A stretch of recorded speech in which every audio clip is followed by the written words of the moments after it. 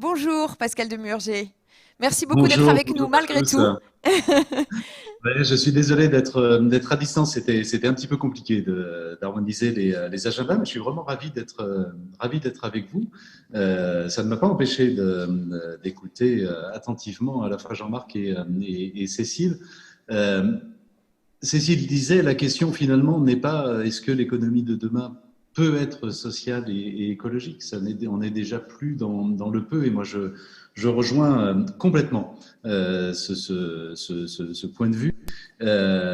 Évidemment, aujourd'hui, je crois que l'entreprise n'a tout simplement plus le choix d'être à la fois sociale et écologique. C'est pas un choix d'abord, et je ne vais pas être très long sur ce sujet, d'abord parce qu'on partage, je crois, tous le sentiment de la nécessité et même de l'urgence à agir. Il faut agir vite sur le plan de l'écologie, bien sûr.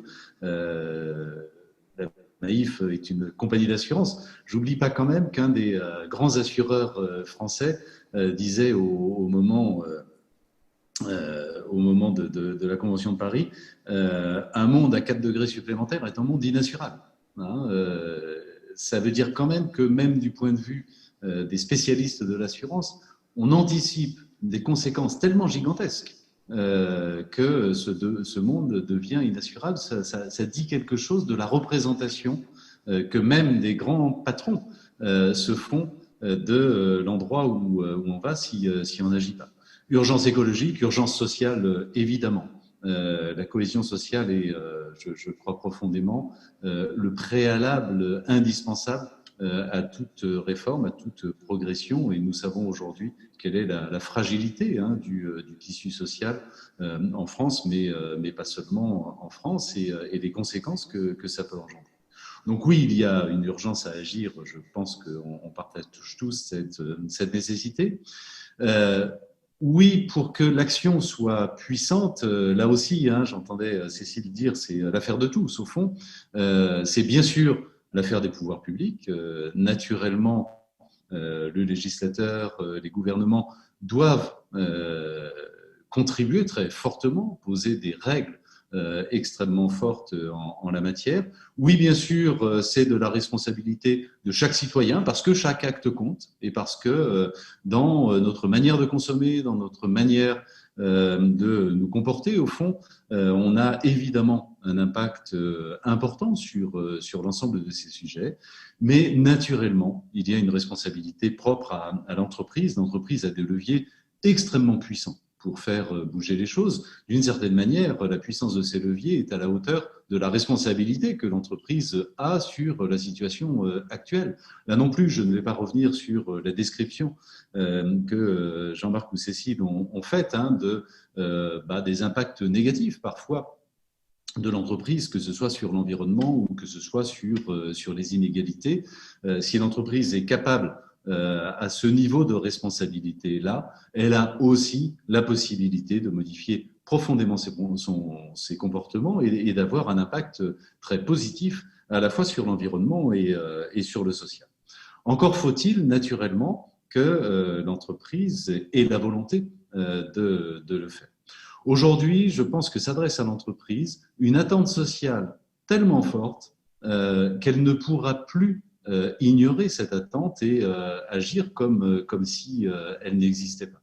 Une attente sociale de la part d'abord de ses collaborateurs.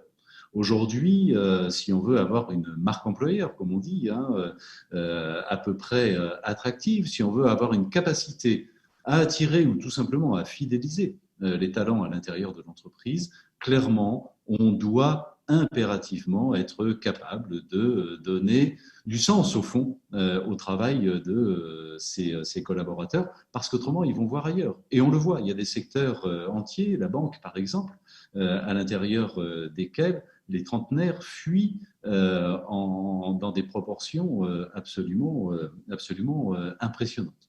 Et puis, naturellement, il y a une attente qui s'exprime du côté du consommateur. Les consommateurs, de plus en plus, ils l'expriment de manière très claire dans toutes les enquêtes qui sont faites sur le sujet. De plus en plus, ces consommateurs attendent des entreprises qu'effectivement elles aient un comportement positif, un comportement citoyen, et les consommateurs sont prêts, même si ça ne se traduit pas encore aujourd'hui complètement dans les actes, mais on voit bien que ce mouvement progresse. Les consommateurs sont prêts à choisir les entreprises en fonction de leur comportement. Et je crois que sur un plan stratégique, une entreprise qui ignorerait ces évolutions sociologiques, ces attentes, finalement se mettrait elle-même gravement en difficulté, alors qu'il y a clairement une voie singulière possible pour les entreprises, comment dirais-je, pour les entreprises entre une singularité à définir à l'encontre du capitalisme traditionnel, du capitalisme des États-Unis ou même du capitalisme chinois. Je pense qu'il y a une voie européenne qui est possible. Pour cela, il faut clairement, et pour que le plus grand nombre d'entreprises agissent et s'engagent dans cette voie, il faut clairement faire la démonstration que l'engagement de l'entreprise et la recherche d'un impact positif ne sont pas incompatibles, au contraire, avec la performance de l'entreprise. Ce que je veux dire, c'est que le niveau de conscience, de conviction des dirigeants d'entreprise n'est pas une condition suffisante pour qu'il y ait un mouvement de masse. Les entreprises n'agiront que si elles ont intérêt à le faire. Et je crois qu'on peut démontrer, et à la Maïf, modestement, je pense que nous sommes en train de le démontrer, je crois que l'on peut démontrer que lorsque l'on s'engage, qu'on s'engage à l'égard de ses salariés, qu'on s'engage à l'égard de ses clients, qu'on s'engage à l'égard de la société, qu'on s'engage à l'égard du climat, de l'environnement, de la nature, eh bien, en réalité, on peut faire de ces sources d'engagement une source de performance réelle pour l'entreprise. Parce que, oui, quand on porte une attention sincère à l'égard de ses collaborateurs, que l'on essaye effectivement de leur donner du sens dans leur travail, qu'on leur accorde sa confiance, évidemment, on obtient un niveau de motivation et d'engagement beaucoup plus élevé. Parce que oui, quand là aussi on porte une attention sincère à ses clients et que de manière sincère on essaye de les servir au mieux et dans leur intérêt et pas dans l'intérêt immédiat, souvent contradictoire, de l'entreprise, eh bien oui, on obtient un niveau de satisfaction plus élevé et donc une fidélité de ses clients beaucoup plus forte et une attractivité beaucoup plus forte. Et parce que oui, quand on s'engage réellement et pas seulement en créant une fondation à côté, pas seulement en dégageant quelques budgets pour aider telle ou telle action, mais lorsque l'on s'engage au cœur même de son activité, dans son métier, à avoir un impact positif sur le social ou sur l'environnement, sur l'écologie, alors oui, lorsque c'est fait de manière sincère, lorsque c'est fait de manière durable, évidemment, ça nourrit la marque de l'entreprise et ça devient un enjeu stratégique majeur. Là aussi, pour revenir un instant dans le monde de l'assurance, lorsque demain, nous aurons des concurrents, et ce sera le cas nécessairement, qui s'appellent Google, qui s'appellent Amazon ou qui s'appellent Alibaba, ce sujet de la singularité sera complètement essentiel pour résister à ces mastodontes contre lesquels, sans ça, on ne pourra pas résister parce qu'ils sont beaucoup trop puissants pour ça. Et je pense que lorsque l'on aura fait cette démonstration que l'engagement sert la performance, lorsque on aura équipé, armé les consommateurs pour qu'ils puissent plus facilement qu'aujourd'hui choisir les entreprises qui ont un comportement positif en mettant en place des labels ou même idéalement des scores notant le comportement de l'entreprise, le tout dans un cadre réglementaire évidemment renforcé pour inciter encore plus fortement à l'évolution des comportements, alors je crois que à ce moment-là, les choses changeront.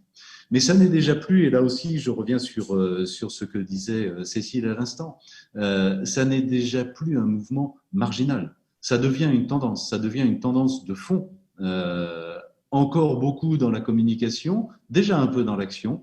Je crois en tout cas que c'est un mouvement irrémédiable et qui va s'amplifier considérablement. C'est pour ça que la création ou le changement d'Impact France est complètement essentiel. Je pense que le temps est venu effectivement pour changer les habitudes, modifier les pratiques et créer un mouvement qui va irrémédiablement devenir puissant, devenir majoritaire dans l'économie française et au-delà dans l'économie européenne. Donc je crois qu'Impact France fait particulièrement sens et que oui, des ambitions demain de concurrencer d'une certaine manière le MEDEF, et en tout cas d'avoir un poids aussi important, ne sont pas des ambitions folles. C'est clairement la tendance qui est celle du monde d'aujourd'hui et qui est durable.